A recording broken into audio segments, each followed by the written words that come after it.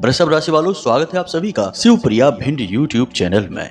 बंधुओं, ये दो चीजें पूरे महीने अपनी जेब में रखना, उसके बाद आपकी जिंदगी में बड़े ही चमत्कारी बदलाव आएंगे। ये दोनों चीजों को हमारे शास्त्रों में धन का केंद्र माना गया है, यानी कि जहाँ ये दो चीजें होती हैं उसके आसपास धन दौलत तो निश्चित तौर पर होती ही होती है। इसी के साथ साथ ज्योतिष शास्त्र में और लाल किताब में भी इन दो चीजों के विषय में यह कहा गया है कि ये दो चीजें जहां पर भी रहेंगी वहां माता लक्ष्मी का वास हर पल प्रतिपल रहने वाला है। कुल मिलाकर कहने का मतलब यह है कि ये दो चीजें आपके जीवन में भगवान का वरदान बनकर आएंगी, आशीर्वाद बनकर आएंगी। और यदि आपने इन दो चीजों का सही तरीके से प्रयोग करना सीख लिया, इन्हें हर पल प्रतिपल अपने पास रखा पूरे नियम और विधि विधान के साथ, तो एक बात तो पक्की है कि आपके जीवन से धन की हर प्रकार की समस्या गायब होने वाली है। आप अपनी आंखों के सामने पैसे रुपए की बरसात होते अपने जीवन में स्वयं देखेंगे। कुछ ही दिनों में आपके कर्जे चुकने शुरू हो जाएंगे, आपकी आमदनी बढ़ती चली जाएगी और दिन दूनी रात चौगनी तरक्की करते हुए आप अपने जीवन को स्वर्ग के समान सुंदर बना पाएंगे। तो जयकारा बोलो माता रानी का, जगत माई महामाई माँ भद्रकाली की जय बोलो, माता रानी के सांचे दरबार की जय बोलो। बंधुओं, अब आप यह जरूर सोच रहे होंगे कि आखिर ये दो चीजें कौन हैं और इनका काम करने का तरीका क्या है और इस बात की गारंटी क्या है कि ये दो चीजें आपके जीवन में पैसे की बरसात कराएंगी, आपके जीवन की दुख और तकलीफों को मिटा देंगी और जीवन को स्वर्ग के समान सुंदर बनाएंगी। तो बंधुओं, हम आपको बता दें कि इन दो चीजों के विषय में अब तक आपको शायद इसलिए किसी ने नहीं बताया क्योंकि जो शक्तिशाली क्रियाएं होती हैं, जो सचमुच में काम करने वाली चीजें होती हैं, उनके बारे में जानते तो बहुत सारे लोग हैं, परंतु बताते इसलिए नहीं हैं क्योंकि इन चीजों की मर्यादाएं होती हैं। और कुछ चीजों की मर्यादाएं इस प्रकार की होती हैं कि जितना उन्हें गुप्त रखा जाएगा उतना ही उनका बल बढ़ता चला जाएगा। इसी के साथ साथ दूसरा कारण यह भी है कि लोग इन चीजों को बताने के बदले में मोटी मोटी रकम, हजारों लाखों रुपए दूसरों से फीस के तौर पर मांगते हैं। इसी से उनका व्यापार चलता है और ये चीजें काम भी करती हैं, तो लोग हंसी खुशी बदले में पैसे भी दे देते हैं। शायद इसी वजह से अब तक आपको इन दो चीजों के बारे में किसी ने कुछ भी नहीं बताया है। तो अब आज समय आ चुका है, अब आपका भाग्य परिवर्तन होगा।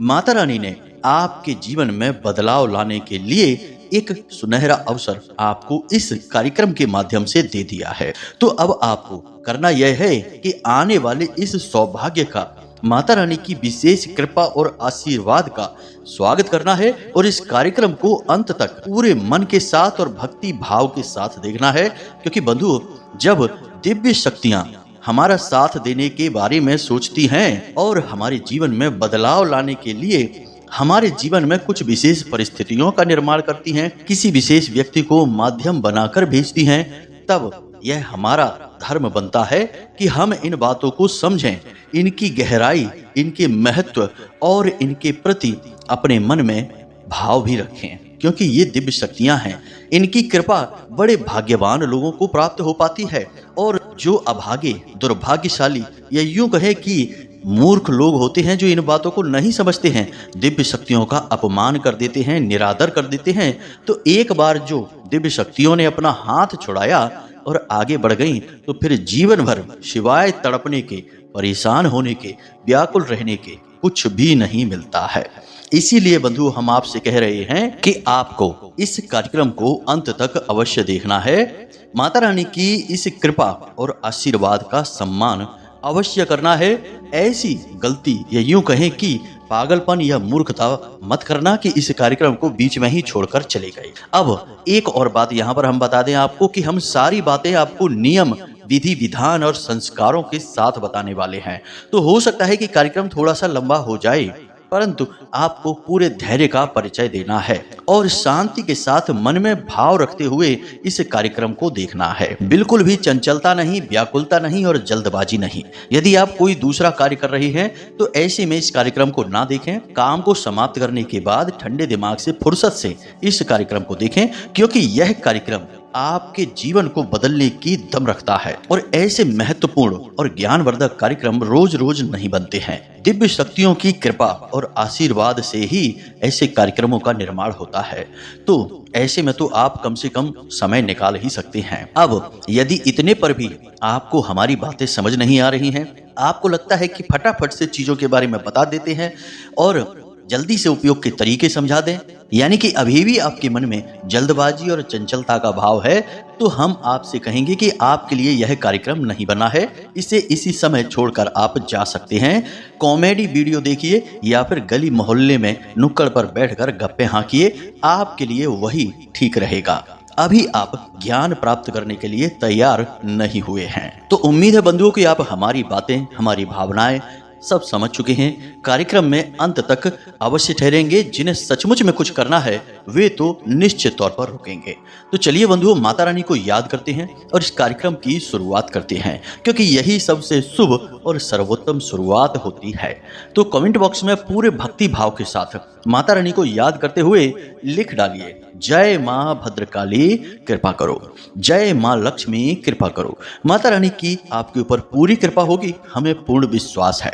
इसी के साथ साथ बंधुओं, आप यदि इस चैनल कार्यक्रम पर पहली बार आए हैं तो आप इस चैनल को सब्सक्राइब करना बिल्कुल ना भूलें, क्योंकि YouTube पर सबसे श्रेष्ठ और सचमुच में कार्य करने वाला जो ज्ञान है वह हम आपके लिए लेकर आते हैं, जो हमारे निजी जीवन के अनुभवों पर आधारित होता है, माता भद्रकाली की अनुभूतियों पर आधारित होता है और गहरी साधनाओं में प्राप्त विशेष ज्ञान और मार्गदर्शन से सराबोर होता है। यानी कि ज्ञान की पराकाष्ठा और चरम सीमा और शुद्धता यहीं पर आपको मिलेगी। बाकी लोग हमको नकल कर करके तो उल्टे सीधे तमाम कार्यक्रम बनाते ही रहते हैं। शुद्ध ज्ञान चाहिए आपको तो आप इस चैनल को इसी समय सब्सक्राइब कर लें और हमारे और माता रानी की दिव्य परिवार के सदस्य बन जाएं।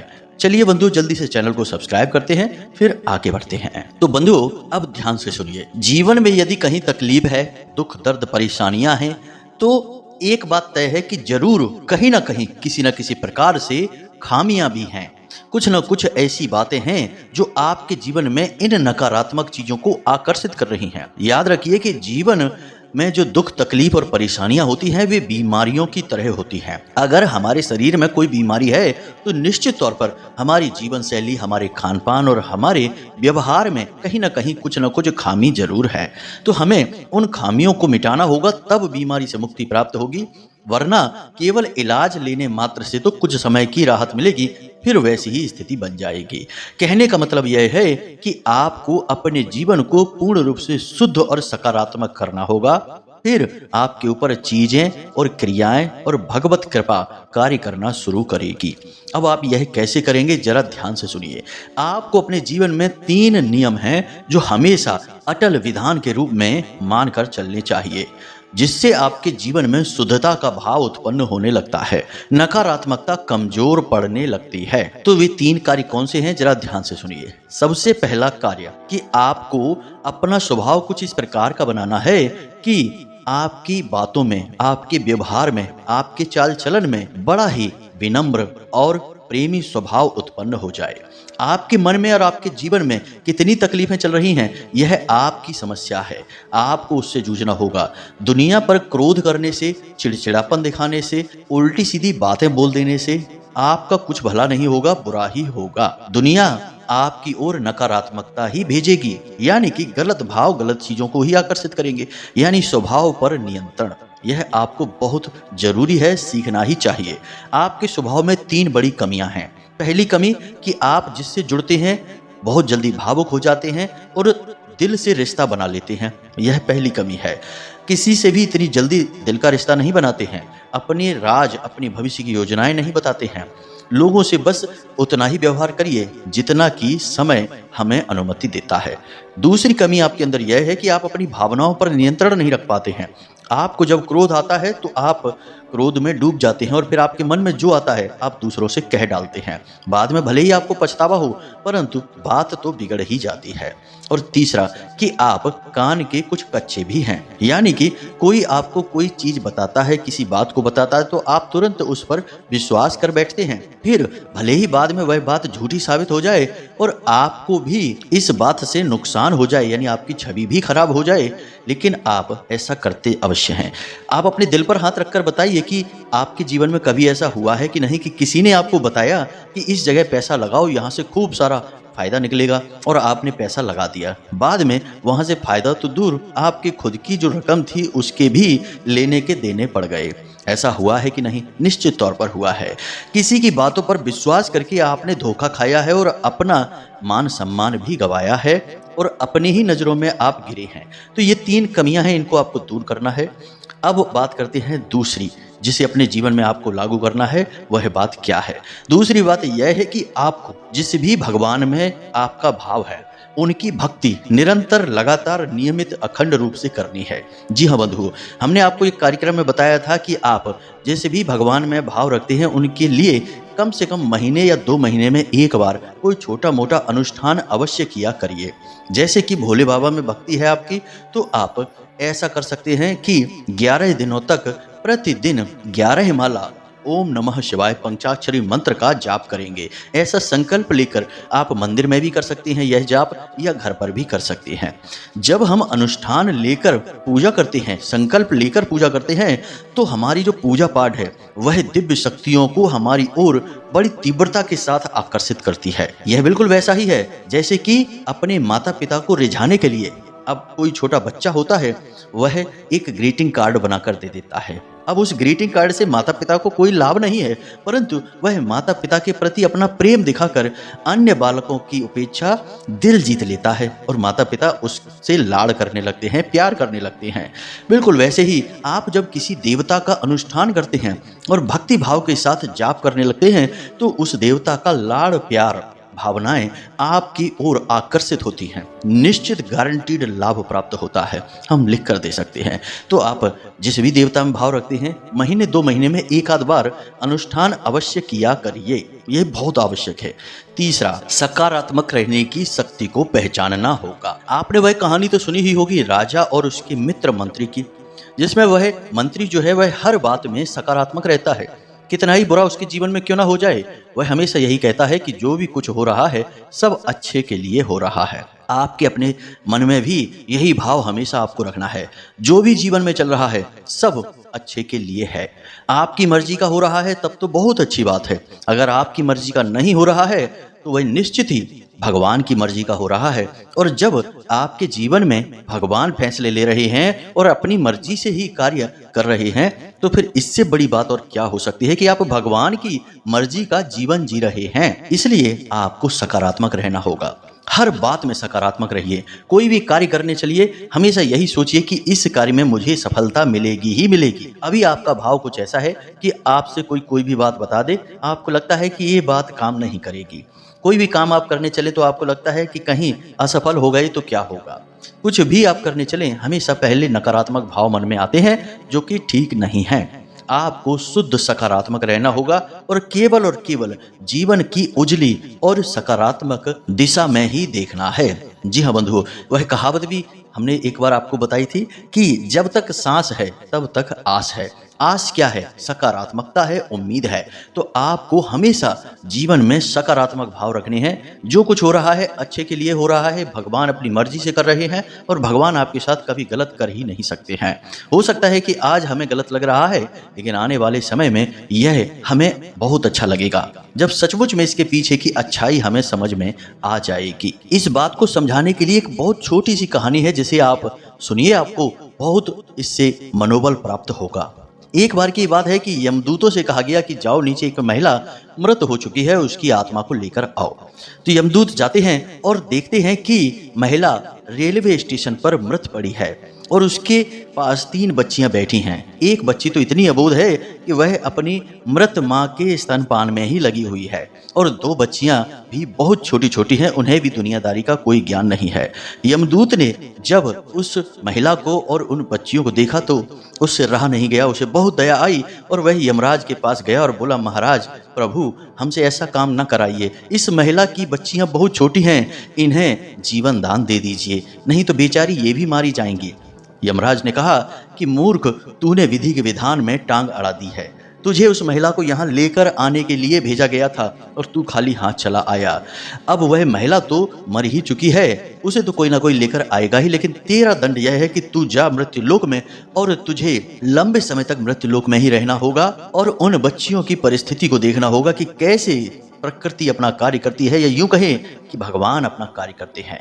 तो वह यमदूत मानव रूप लेकर मृत्युलोक में ही रहने लगा। अब वह देखता क्या है, वैसे कहानी तो बहुत लंबी है बंधु, लेकिन हम आपको शॉर्ट में समझा रहे हैं ताकि आपको जीवन का विधान समझ में आए। तो अब वह देखता क्या है कि उस मृत महिला के पास भीड़ इकट्ठी हो जाती है और एक दंपत्ति उस अबोध बालिका को उठा लेते हैं, जो कि उस शहर के बहुत रईस इंसान थे, लेकिन उनके पास कोई बच्चे नहीं थे, यानी कि वे संतानहीन थे। उस बच्ची को देखते ही उस महिला के मन में मातृत्व उमड़ जाता है और वह उस बच्ची को उठाकर अपने सीने से लगा लेती है। इसी प्रकार उसी भीड़ में एक संत भी खड़े थे, उनके मन में भी भाव उत्पन्न होते हैं, तो एक बच्ची को संत अपने साथ रख लेते हैं और उसे ईश्वर का ज्ञान देना शुरू कर देते हैं। ठीक इसी प्रकार उस राज्य के मंत्री के पास यह खबर पहुंचती है कि एक औरत की 3 बच्चियां रेलवे स्टेशन पर हैं। 2 बच्चियों को तो लोगों ने गोद ले लिया, एक रह गई है। तो मंत्री जी उस छोटी सी बच्ची को गोद ले लेते हैं। अब एक बच्ची तो बहुत रईस इंसान के घर पहुंच गई, एक संत के यहाँ पहुंच गई और एक उस राज्य के मंत्री के घर पहुंच गई। यानी एक मंत्री की बेटी, एक करोड़पति की बेटी और एक संत की बेटी, तीनों की ही भाग्य, दिशा और परिस्थितियां पूर्ण रूप से बदल गई। अगर अपनी माँ के साथ रहती तो जीवन भर भीख ही मांगनी पड़ती, उसी रेलवे स्टेशन पर पड़ी रहती, लेकिन विधाता ने उनके भाग्य में कुछ और लिखा था, तो उन तीनों का जीवन पूर्ण रूप से बदल गया और उनका भाग्य चमक उठा। ईश्वर इसी प्रकार कार्य करते हैं। एक और जहां पीड़ाएं जीवन में आती हैं तो हम रोने लगते हैं, लेकिन जब उन्हीं पीड़ाओं के माध्यम से जीवन में हमारे सौभाग्य के दरवाजे खुलते हैं और हमें कुछ बहुत बड़ा हासिल होता है तो हम हंसने लगते हैं। हम भगवान के विधान को समझ नहीं सकते, तो फिर नकारात्मक रहने से कोई लाभ नहीं है। सकारात्मक रहिए तो जीवन में कष्ट बड़ी जल्दी जल्दी कट जाते हैं। उम्मीद है बंधुओं कि यहाँ तक आपको सब कुछ समझ में आ गया है कि कैसे आपको अपने जीवन में सकारात्मक रहना है और अपने जीवन की दिशा को और दशा को पूर्ण रूप से शुद्ध बना लेना है। साथ ही साथ छोटे छोटे कुछ और कार्य भी हैं जिन्हें आपको भूल कर भी नहीं करना चाहिए। जैसे कुछ लोग समाज में होते हैं जो हमेशा बुराइयां करते रहते हैं, शिकायतें करते रहते हैं, हर बात में कमी निकालते रहते हैं। ऐसे लोगों से आपको कोसों दूर रहना चाहिए। इन लोगों की बातें अच्छी जरूर लगती हैं कि हर एक की बुराई कर रहे हैं, मजा आ रहा है, लेकिन असल में ये लोग भयंकर नकारात्मक होते हैं। ये खुद तो जीवन में कुछ नहीं कर पाते हैं, जो इनके साथ रहने लगता है उसके जीवन की नैया को भी डुबाने का कार्य करते हैं। ऐसे लोगों से आपको कोसों दूर रहना चाहिए। इसी के साथ साथ आपको धार्मिक ग्रंथों का अध्ययन करना चाहिए, उनके पीछे के भाव को समझना चाहिए, कहानियों की तरह नहीं, उनकी गहराइयों को समझना चाहिए, सत्संग और प्रवचन भी करने चाहिए। बंधु, इन सब से चित्त शुद्धि होती है और जीवन में मुक्ति का मार्ग खुलता है। इन सारे कार्यों को करने के बाद आप तैयार हो चुके हैं कि अब माता लक्ष्मी आपके जीवन में पधारेंगी और हमेशा के लिए स्थापित और विराजमान हो जाएंगी। अब आप जो भी कार्य करेंगे आप उसमें कामयाब होते चले जाएंगे। अब हो सकता है कि कुछ लोग यहाँ पर ये कहें कि इतने सारे लोग करोड़पति होते हैं, क्या वे सब यह सब करते रहते हैं? क्या पैसे वाले लोग जो जीवन में सुख भोग रहे हैं वे सभी इसी तरह रहते हैं? तो हम आपको बता दें बंधुओं कि कोई भी अपने निजी जीवन की बातें आपको नहीं बताने वाला है। बहुत सारे करोड़पति, पैसे वाले, राजनेता, उच्च अधिकारी बड़े बड़े ज्योतिषियों से, पंडितों से जुड़े रहते हैं और गुप्त रूप से कई तांत्रिक अनुष्ठान करवाते रहते हैं। कभी आपको नहीं बताएंगे, अपने नाम में परिवर्तन कराते हैं, अपनी कुंडलियां दिखाते हैं, हाथ में रत्न वगैरह धारण करके रखते हैं, रुद्राक्ष वगैरह धारण करके रखते हैं। ऐसा क्यों करते हैं? किसी विशेष दिन पर पर कोई विशेष रंग का ही लिबास पहनते हैं। यहाँ तक कि अपना घर और अपनी गाड़ियों तक के नंबर ज्योतिषियों की सलाह से ही निकलवाते हैं। ऐसा क्यों करते हैं? क्योंकि वे इसी तरीके से तो पैसे वाले बने हैं। खाली मेहनत करने से और काम करने से ही यदि लाखों करोड़ों की दौलत मिलती, माता लक्ष्मी का साथ मिलता, तो हर एक मजदूर करोड़पति होता, हर एक लेबर करोड़ों में खेल रहा होता और गधा जंगल का राजा होता। जी हाँ बंधुओं, लेकिन यह सच नहीं है। तो बंधुओं, यहाँ तक सारी बातें जो हमने आपको बताई हैं, वे इसलिए बताई हैं ताकि जो चीजें अब हम आपको बताने जा रहे हैं, उनको काम करने के लिए एक सही वातावरण का निर्माण हो सके। वरना चीजें तो एक बार में बताई भी जा सकती हैं और उन्हें प्रयोग कर लो जल्दी जल्दी से, लेकिन काम नहीं करेंगी। ये बिल्कुल दवा की तरह होती है, जब तक परहेज नहीं करेंगे दवाओं का सही असर नहीं होगा। इसलिए सारी बातें जानना बेहद आवश्यक है। अब यहाँ तक आप सब कुछ समझ चुके हैं। कुछ छोटी छोटी सी बातें हैं जिन्हें भी ध्यान से समझिए। सबसे पहली चीज, धन का दुरुपयोग बंद करिए। जिन चीजों की आपको सचमुच में जरूरत है, केवल उन्हीं चीजों को खरीदने में पैसे को प्रयोग करिए। बाकी पैसे को दबा कर रखिए। किसी की भी जबरदस्ती मदद मत करिए। जरा सा कोई मगरमच्छ के आंसू बहाए और आप पिघल गए और आपने उसको पैसा दे दिया, कर्जा दे दिया, मदद करने के लिए दे दिया, लेकिन बाद में वह आपका पैसा लेकर भाग गया, आपको बात भी नहीं कर रहा और आपसे दुश्मनी मान रहा है। याद रखिए कि ये दुनिया इस तरह नहीं चलती है। यहाँ जो ज्यादा दुखी और परेशान दिखाई देते हैं, असल में यह उनका काम करवाने का तरीका होता है, उनकी ट्रिक होती है। तो आपको सही तरह से समझना होगा। पैसे की बर्बादी किसी कीमत पर नहीं करनी है, उसे दबाना और उसे संभालना सीखना होगा। दूसरा कि अपना पर्स, अपनी तिजोरी, अपना जो भी गल्ला है, लॉकर है, पैसे के बिना कभी नहीं रखना। उसमें अच्छी खासी रकम हमेशा रखना है, यानी कि 1000-2000 रुपए तो कम से कम होने ही चाहिए। ज्यादा नहीं तो 100-50 रुपए आपके पर्स में हर वक्त पड़े रहने चाहिए पूर्ण रूप से। इसे लक्ष्मी विहीन नहीं करना है। तीसरा, कर्जा कभी नहीं लेना है, किसी हालत में नहीं लेना है। याद रखना कि शास्त्रों में लिखा है कि जिस इंसान पर माता लक्ष्मी क्रोधित होती हैं, उस इंसान के जीवन में ऐसी परिस्थितियां बनती हैं कि उसे कर्जा लेना पड़ता है। फिर वह उसी कर्जे के फेर में बना रहता है, कभी भी सुख नहीं भोग पाता है। तो कर्जा लेना ही नहीं है। बहुत मुश्किल हो, जब जान पर ही बन आई हो या फिर व्यापार से जुड़ी कोई आपकी योजना है, तभी पैसा कर्जा लीजिए, वरना बिल्कुल नहीं। जैसा है जो भी है उसी में काम चलाइए। इन बातों का आप ध्यान रखिए। अब ध्यान से सुनिए, दो चीजों के बारे में हम आपको बता रहे हैं। ये चीजें बहुत दिव्य और 100% काम करने वाली हैं। अब तक कोई ऐसा हमें मिला ही नहीं जिसने कहा हो कि इन चीजों ने काम नहीं किया है गुरुजी। तो ध्यान से सुनिए। आपको गुरुवार के दिन पीपल का एक पत्ता लेकर आना है। जी हाँ बंधुओं, पीपल का पत्ता उसके डंठल के समेत लेकर आना है, यानी डाली पर जहां वो लगा हुआ है वहां से उसे तोड़ना है। तो डंठल के साथ पीपल के पत्ते को आपको लेकर आना है। फिर उस पत्ते को आपको गंगा जल से साफ करना है। पहले साफ स्वच्छ जल से साफ करना, फिर गंगा जल उसके ऊपर छिड़कना, फिर उसके ऊपर थोड़ा सा इत्र लगाना है आपको। इत्र यानी कि खुशबू जो भगवान के लिए प्रयोग की जाती है, उन्हें इत्र कहा जाता है। तो इत्र लगाना है थोड़ा सा आपको। उसके बाद आपको उस पत्ते पर सफेद रंग की जो सिंदूर है, स्याही नहीं सिंदूर, उस सिंदूर से श्रीम लिखना है।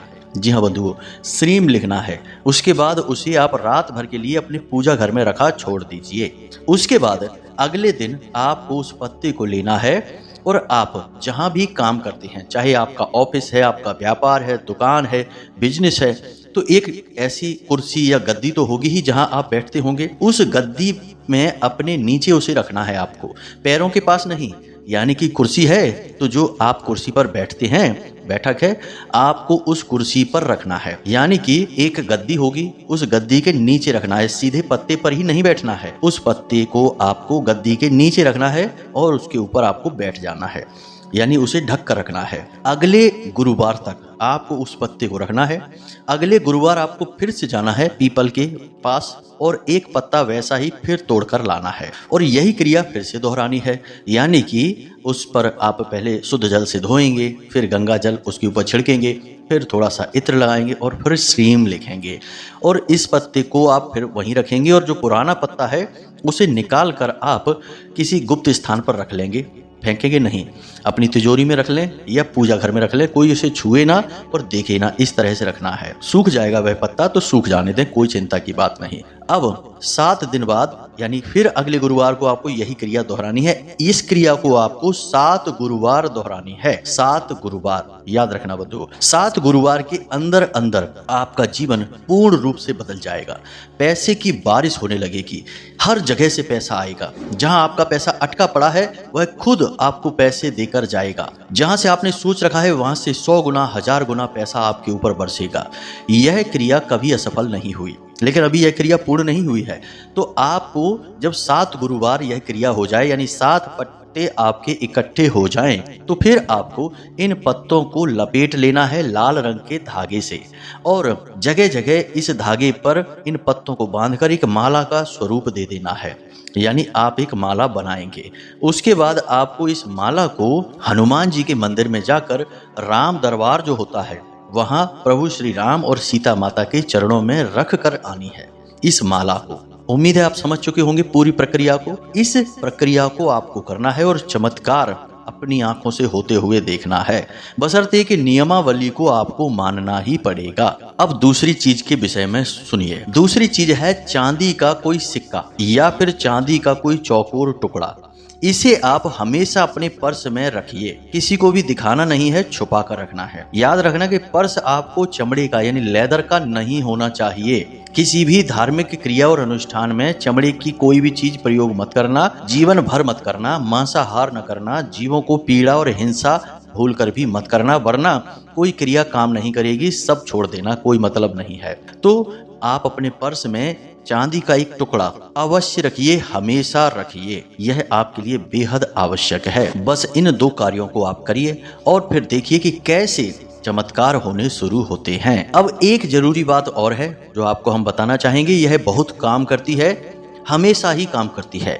आप जब भी किसी को पैसे दे रहे हैं, जैसे आप कोई सामान खरीद रहे हैं बाजार में या फिर आप किसी को ऑनलाइन भी पेमेंट दे रहे हैं, तो जो सामान खरीदते समय आप पैसे देते हैं तो पैसे का जो नोट होता है उसे आप फोल्ड करके रखते हैं।